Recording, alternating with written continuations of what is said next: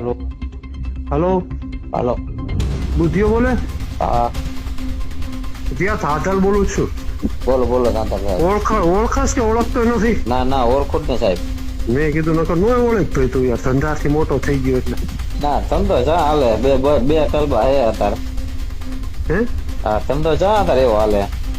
તો ઈ કેટલા સમય હારો આવેલો તારો ધંધો? ધંધો પેલા હાલતો હતો, તમે અડી ગયા તે પછી આવું પૂરું જ થઈ ગયું ધંધાનું. એ પછી તું ધંધો જ બંધ કરી દીધો છે તે? કરું પણ વાપરે એવું કરું, ઝીણું ઝીણું બે કલબા રાખો હું. તો ઈ ભઠ્ઠી મોટી છે તો વાવવું પડશે. તું બે કેરબાની વાત કરી ત્યાં સુધી હું જવા દઈશ.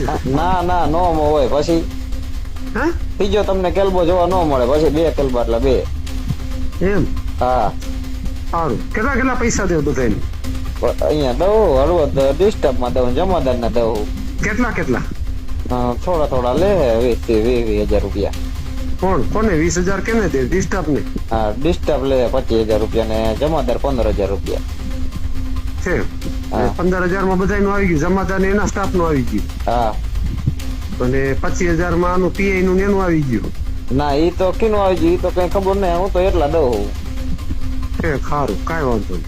અને મારા પૈસા કેટલા મોકલશ? તમારા મેકલા કાલના 10 હજી દેવાના હે. કોને મોકલાવ્યા છે? અરવિંદભાઈ ને.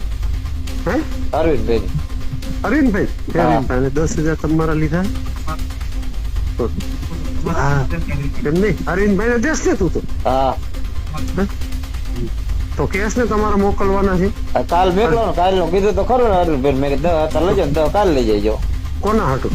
તમારા તો મેં તને કીધું પૈસા દેજે મને એમ. તમે તો નથી કીધું. તો અને તને ખબર છે હું પૈસા લઉં છું? ના એ તો કઈ ખબર નહીં આપડે. આ બીજી વાર લઈ જાય, મેં તો 2 વાર દીધા. કોને?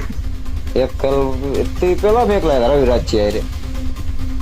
કેટલા? એમ 15,000 રૂપિયા. કોના? તમારા. મારા?